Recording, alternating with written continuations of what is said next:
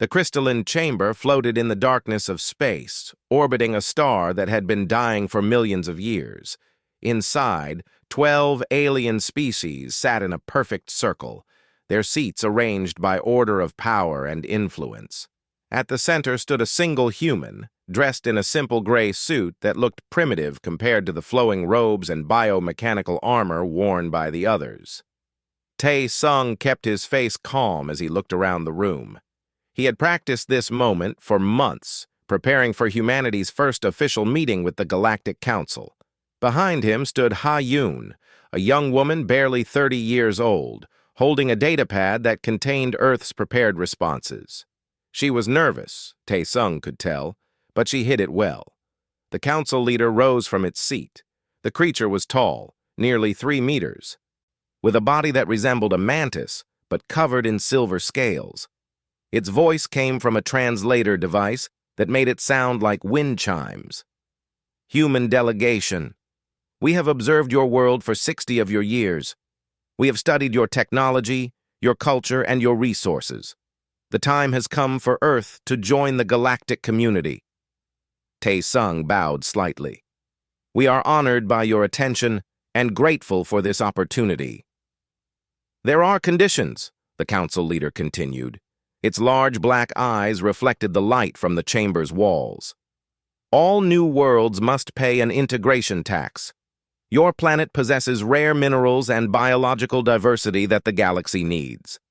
You will provide 70% of your planetary output for the next 200 years.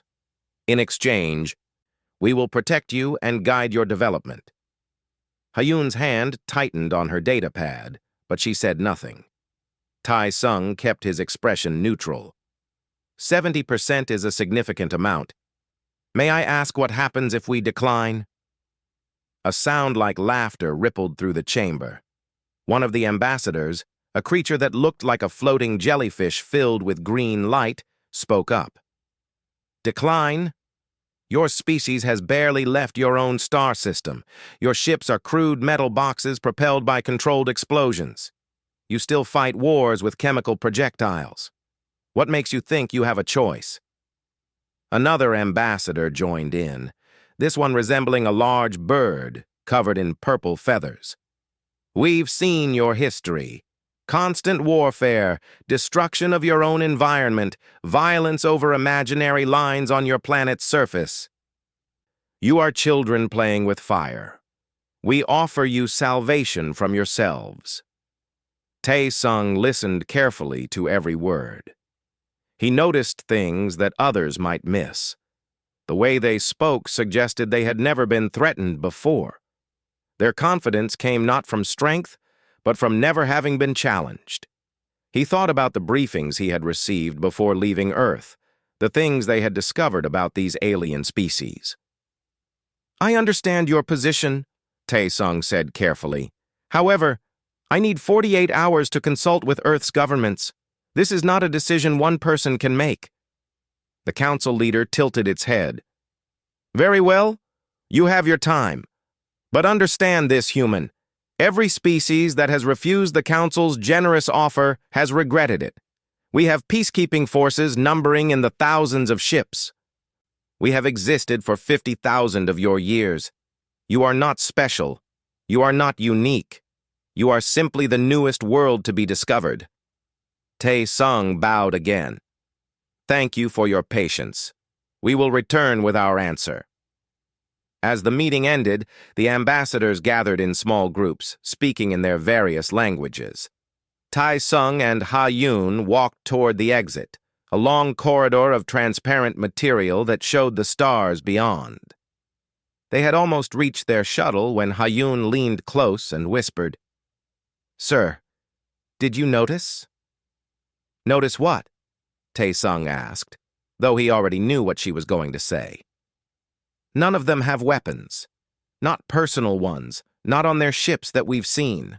Their military doctrine focuses on overwhelming presence and economic pressure. I checked the database during the meeting. Every single species in the Council evolved on worlds with minimal predators, herbivores, scavengers, or filter feeders. Not a single apex predator among them. Tae-sung nodded slowly. I noticed. They've never had to fight for survival, not really. They developed intelligence in environments where cooperation was easy because resources were abundant and threats were minimal. What are we going to tell Earth Command? Ha-Yun asked. The truth, Tae-sung replied. That they have no idea what we are. That they think we're weak because our technology looks primitive. They see our history of warfare as a sign of barbarism, not as evidence that we're survivors. He paused at the airlock to their shuttle. They're about to make a terrible mistake. Inside the shuttle, Tae-sung sat at the communication console.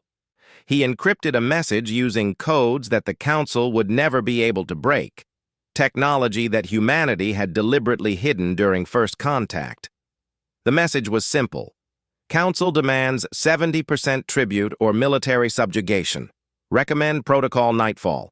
They are unprepared for real conflict. Advise diplomatic solution if possible, but prepare all defensive measures. They do not understand what we are.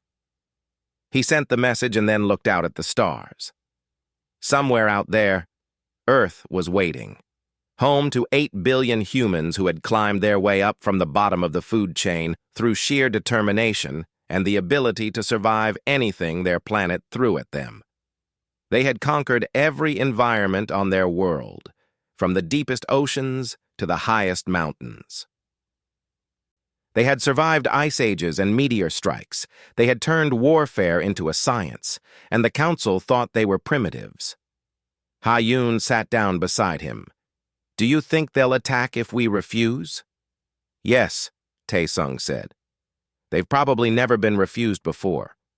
Their pride won't allow them to back down. Then there's going to be a war. Tae-sung was quiet for a long moment. No, he finally said.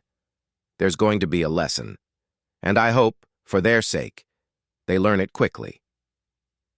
The bunker was located 200 meters beneath the city of Seoul, built into solid rock and reinforced with materials that could withstand a nuclear strike.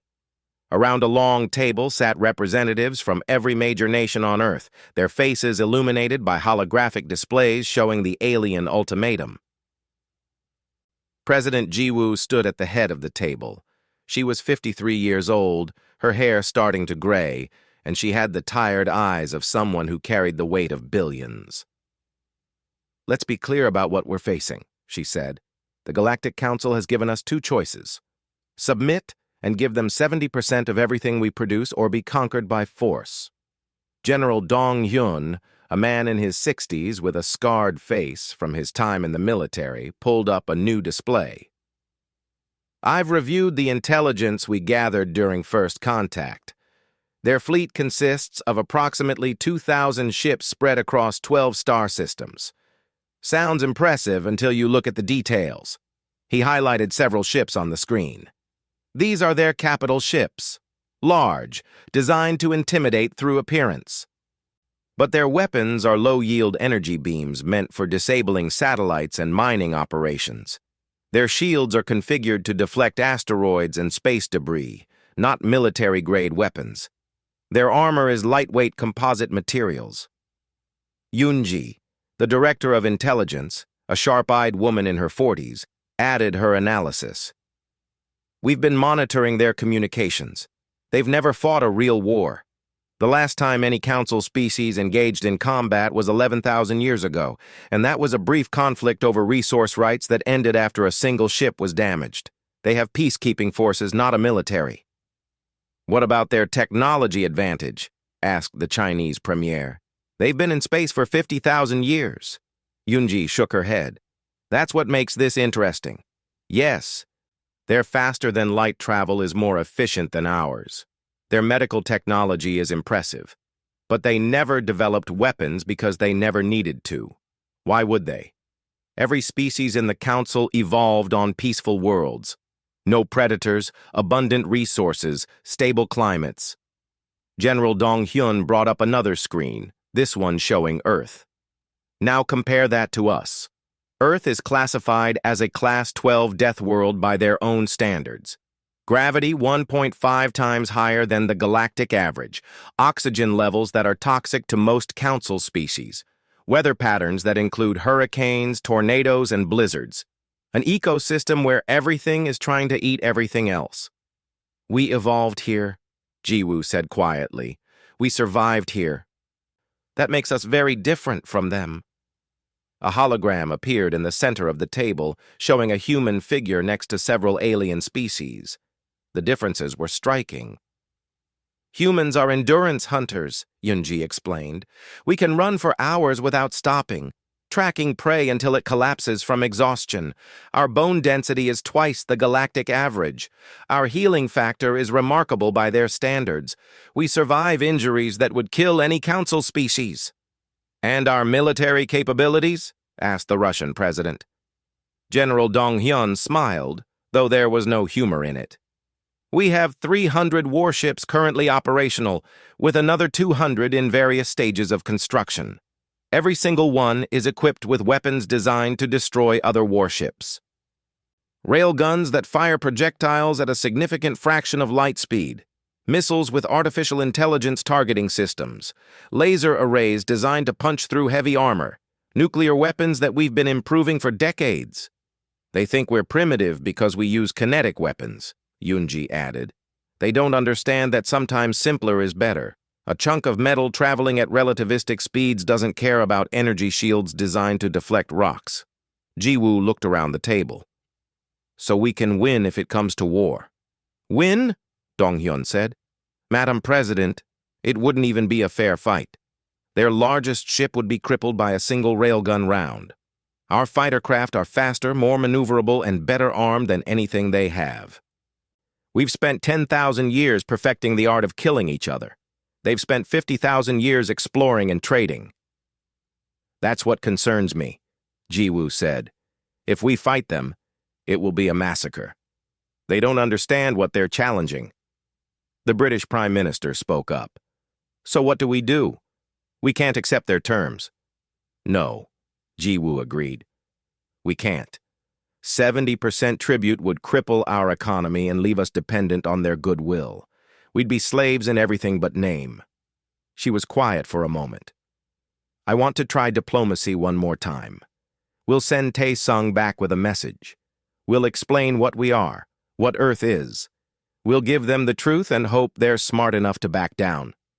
And if they're not? Asked the Japanese Prime Minister. General Dong-hyun stood up. Then I'll activate Protocol Nightfall. Every military asset we have will be ready. Every ship, every weapon, every soldier. And when their fleet arrives, we'll disable their ships as quickly and cleanly as possible. We'll minimize casualties, take prisoners, and then maybe, just maybe, they'll understand that they made a mistake. Yunji pulled up one final display. It showed the Council's fleet movements. This just came in.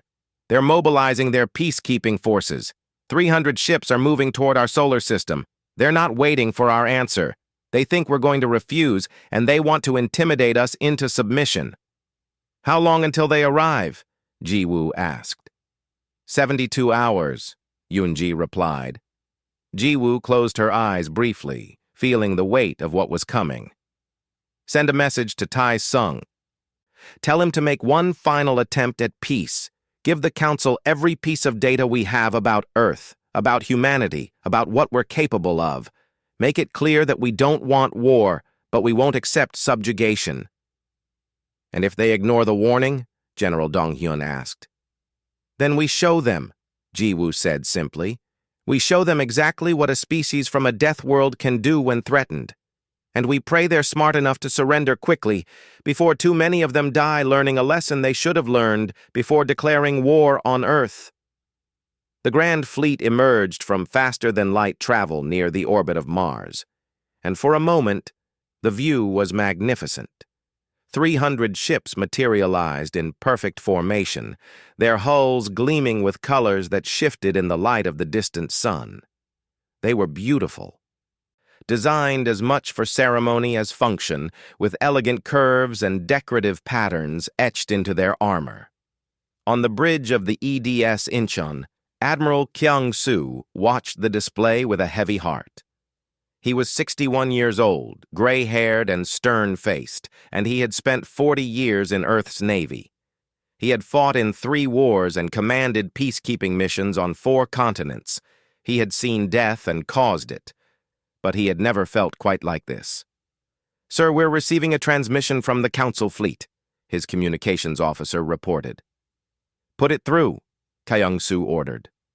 The Council leader's image appeared on the main screen. "Humans of Earth. This is your final opportunity to accept the terms of integration. Surrender 70% of your resources, submit to Council authority, and you will be spared. Refuse, and we will take what is ours by force. You have 1 of your hours to respond." Kyung-soo muted the transmission and turned to his tactical officer. "Analysis?" "Their formation is ceremonial, not defensive," the officer replied. "Ships are spaced for visual impact, not tactical advantage. Their weapons are powered but on low-yield settings. They're trying to intimidate us, sir." "Send the warning," Kyung-soo ordered. A pre-recorded message was transmitted to every ship in the Council fleet. It was Tai-sung's voice, calm and professional. "Council fleet, this is Earth's final warning. You are entering our territory with hostile intent based on a fundamental misunderstanding of our capabilities. Attached to this message is complete data on human military technology, Earth's environmental conditions, and our evolutionary history. Please review this information carefully. We do not wish to fight you. We do not wish to harm you. But we will defend ourselves. Please, turn back now." On the Council flagship, the leader reviewed the message with its senior officers. They looked at the data for approximately 10 seconds before dismissing it. "Propaganda," the leader declared.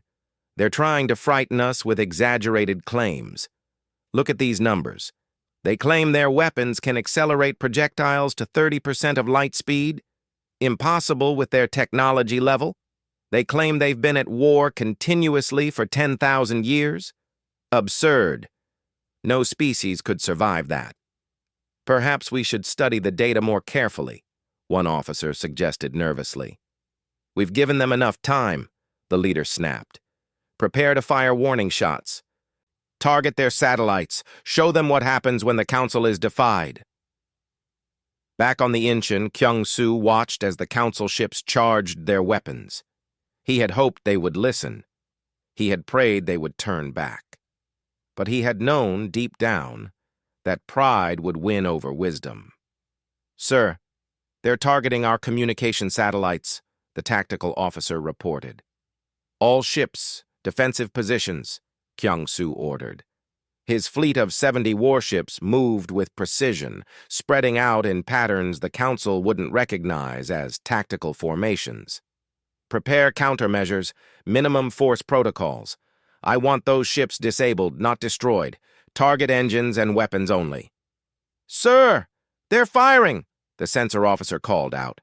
Bright beams of energy lanced out from the Council ships, moving toward Earth's satellites. The beams were slow by human standards, visible to the naked eye as they traveled through space. Earth's defense grid activated automatically, deploying reflective chaff and ablative shields. The enemy beams scattered harmlessly. "Return fire," Kyung-soo said quietly. "May God forgive us." The battle, if it could be called that, lasted 18 minutes. Earth's railguns fired solid tungsten rounds accelerated to relativistic speeds. Each round hit with the force of a tactical nuclear weapon. The Council ship's shields, designed to deflect slow-moving asteroids, might as well have been paper. The first volley disabled 37 ships. Fighter pilot Seung-ho led his squadron through the Council formation. His small craft, barely 20 meters long, danced between the massive alien ships. His targeting computer identified weak points, and his missiles, guided by artificial intelligence that adapted in real time, struck with perfect precision. He disabled 6 capital ships in the first 5 minutes of combat. "This isn't right," he said over the comm channel. "They're not even trying to dodge. It's like shooting targets at a training range." "Stay focused," his squadron leader ordered. "Engines and weapons only. We're not here to kill them." The Council fleet tried to respond. Their energy weapons tracked Earth's fighters, but the targeting systems couldn't keep up with ships that moved like angry wasps. When they did manage to hit, the beams barely scratched the armor of human craft designed to withstand much more powerful weapons. After 10 minutes, the Council leader sent a desperate transmission. "Stop! We surrender! Please! Stop firing! Cease fire!" Kyung-soo ordered immediately. "All ships, cease fire! Begin rescue operations!" The aftermath was chaos. 300 Council ships floated dead in space, their engines destroyed, their weapons disabled, their life support failing. Not a single ship had been completely destroyed, but none could move or fight. Earth's fleet immediately deployed rescue craft, pulling thousands of alien crew members from dying ships. In the medical bay of the Incheon, Dr. Yu Jin worked frantically to save alien lives. She was a trauma surgeon, trained in battlefield medicine, and she was horrified by what she found. The aliens had almost no concept of emergency medical care. Their species were so fragile that serious injuries were usually fatal, so they had never developed the techniques humans used routinely. "This one has a punctured lung equivalent," she called out. "I need to perform emergency surgery." "Will it survive?" asked her assistant. "If we were human, this would be minor. For them?" Yujin shook her head. "I don't know. But we're going to try." On the bridge, Kyung-soo received a priority transmission. The Council leader was being brought aboard, unharmed but in shock. When the alien was escorted to the bridge, Kyung-soo stood to face it. "Why?" the leader asked, its voice breaking. "Why did you save us? We came to conquer you. We fired first." Kyung-soo looked at the creature with sad eyes. "Because we're human," he said simply. "We know what war costs. We know what it means to kill. Just because we're good at it doesn't mean we enjoy it." He gestured to the view screen showing the rescue operations. "You declared war on us without understanding what we are. Now you know. We could have destroyed every ship. We could have killed every crew member, but we chose not to. Remember that." The Council leader watched in silence as human medical teams worked to save alien lives. "What kind of species," it whispered, "becomes so skilled at war that they can win in minutes, yet chooses mercy?" "The kind," Kyung-soo replied, "that learned the hard way that winning a battle means nothing if you lose your humanity in the process." The emergency session of the Galactic Council convened 3 days after the battle near Mars. This time, the meeting was held virtually, with representatives from all 12 species appearing as holograms in their respective government chambers. At the center of every display stood President Jiwoo of Earth, broadcasting from the United Nations headquarters in New York. She looked tired but calm. Behind her stood Tai-sung, and beside them was a team of experts: scientist Jun Woo, historian Mi-sun, and intelligence director Yoon-ji. They had prepared for this moment, knowing that the future of Earth's relationship with the galaxy depended on what happened in the next hour. "Honored members of the Council," Jiwoo began, "3 days ago, you sent a fleet to enforce your ultimatum. That fleet is now disabled, and its crew members are receiving medical care aboard our ships and stations. We have harmed no one beyond what was necessary to defend ourselves. We have treated your wounded with the same care we would give our own people. And now, we need to talk about why this happened." The Council leader, still aboard the Incheon, recovering from injuries, appeared as a hologram. Its voice was subdued. "You defeated us in 18 minutes. How is this possible? Our fleet was 300 ships strong." Jiwoo nodded to Junwoo, who stepped forward. The young scientist was nervous, but composed. "The answer lies in a fundamental difference between our worlds. You evolved on planets that were, by our standards, paradises. Abundant food, few predators. Stable climates. Your species developed intelligence in environments that encouraged cooperation and discouraged conflict." He brought up a holographic display showing Earth rotating slowly. This is our world. We classify it as a Class 12 death world. The gravity is 1.5 times what most of you consider normal. The oxygen content in our atmosphere would be toxic to 8 of your 12 species.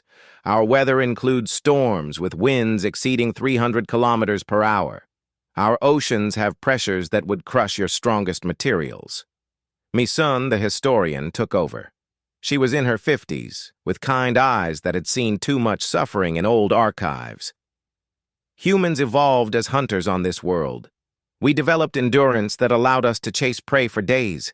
We can survive injuries that would kill any council species. Our bones are dense, our muscles are strong, and our bodies heal remarkably fast by galactic standards. She pulled up images from human history. We've been fighting for survival since we first stood upright. For 200,000 years, we competed with predators that were stronger, faster, and better armed than we were. We survived by becoming smarter, more adaptable, and more determined than anything else on our planet. The images shifted to show human civilizations. Then we started fighting each other. For 10,000 years we've been at war. We built cities and then destroyed them. We created art and literature while simultaneously developing better ways to kill. We've had 2 global wars that killed millions. We've created weapons capable of destroying our entire planet. One of the council members, a floating being of light and gas, asked, "Then why haven't you destroyed yourselves?" "Because," Misun said softly, "we also learned mercy. We learned that strength without wisdom is just destruction. We learned that winning a war means nothing if you lose everything you were trying to protect." Yunji stepped forward with more data. "Let me be specific about our military capabilities. Our railguns accelerate projectiles to 35% of light speed. Your shields were designed for asteroids that move at a fraction of that velocity. Our missiles use artificial intelligence that can outsmart your targeting systems. Our fighters are piloted by humans who have reflexes evolved for hunting, enhanced by technology you don't possess." She paused. "But here's what you need to understand. We held back. We could have destroyed every ship in your fleet in the first 60 seconds. We chose to disable instead of destroy. We chose to rescue instead of abandon. We chose mercy when we could have chosen extermination." Junwoo brought up comparison charts. "Your species are fragile by our standards. What you call a severe injury we call inconvenient. Your ships are built for exploration and trade, not combat. Your weapons are designed to threaten, not kill. You've never needed to develop real military technology because you've never faced a real threat." "Until now," the council leader said quietly. "No," Ji-woo interrupted firmly. "We are not a threat to you. We could be, but we choose not to be. That's the difference between humans and what you feared we might be. Yes, we're warriors. Yes, we're dangerous. But we're also philosophers, artists, teachers, and healers. We contain multitudes." A new voice joined the conference. Ambassador Krell, representing a species that had not been involved in the attack, spoke with anger. "You humiliated the council. You've proven that all our power, all our authority, means nothing against a single Death World species. How can we accept this?" "You accept it," Tae-sung said, speaking for the first time, "by being smart enough to learn from it. We didn't ask to be born on a harsh world. We didn't choose to evolve as predators. But that's what we are, and we've learned to live with it. We've turned our violent instincts into sports, our strategic thinking into games, our warrior culture into protecting the weak instead of preying on them." He leaned forward. "You have a choice now.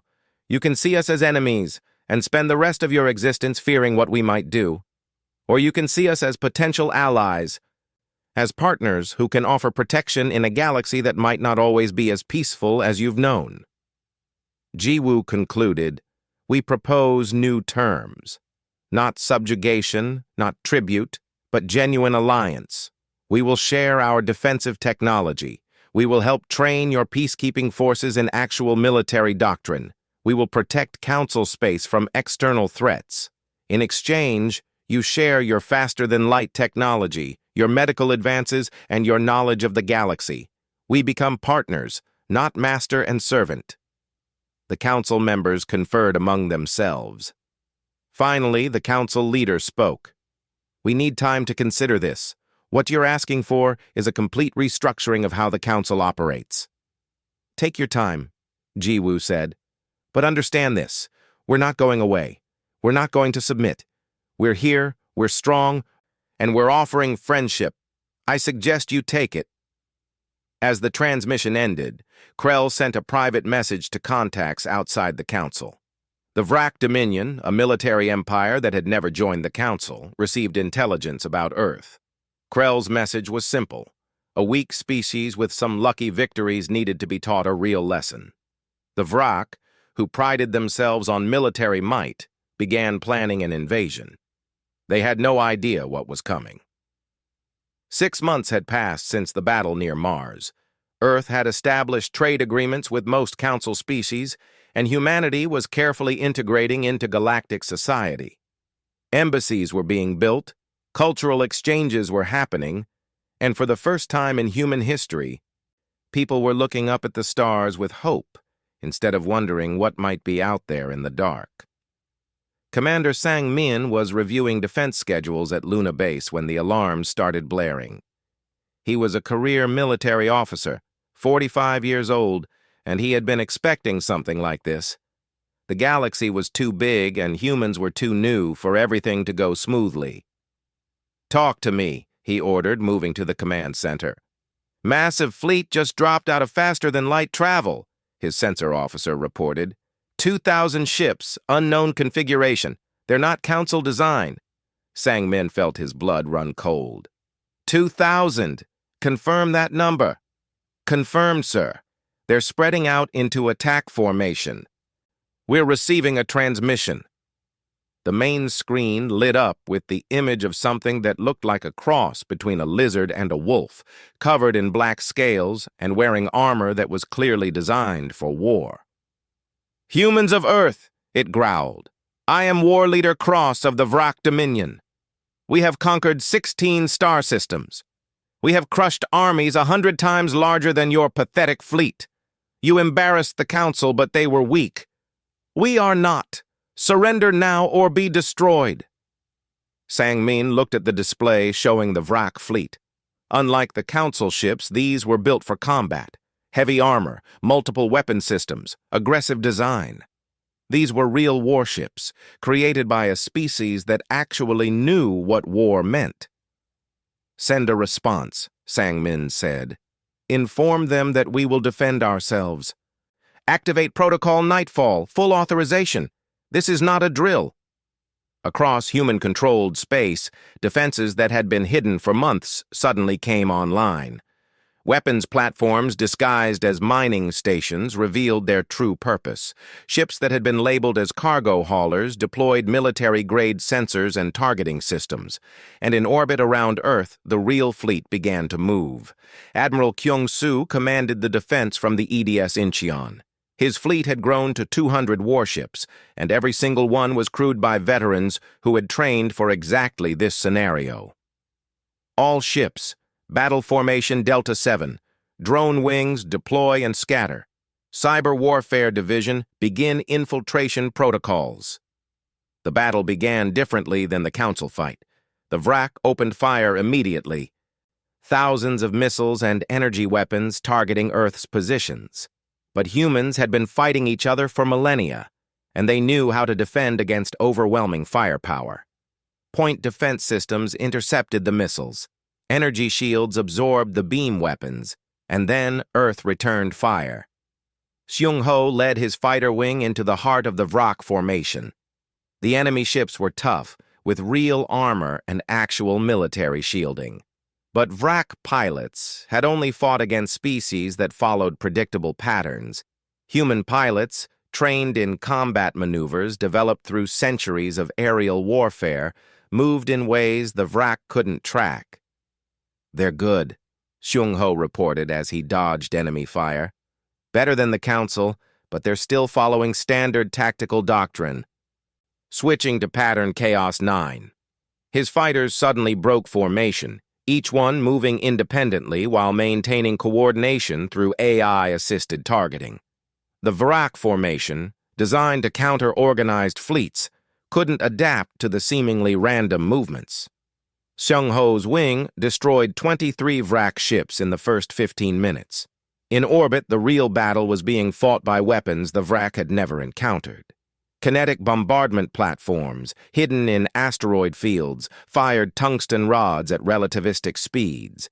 Drone swarms, controlled by advanced artificial intelligence, adapted their tactics in real time, learning from every enemy response.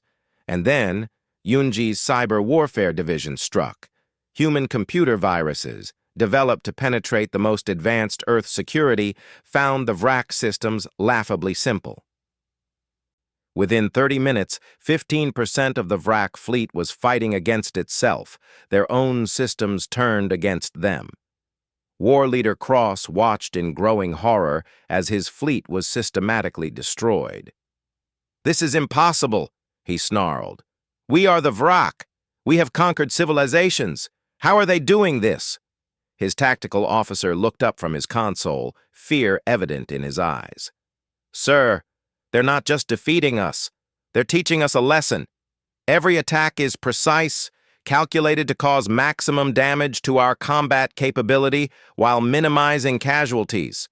They're showing us that they could kill us all, but they're choosing not to." The battle lasted 6 hours.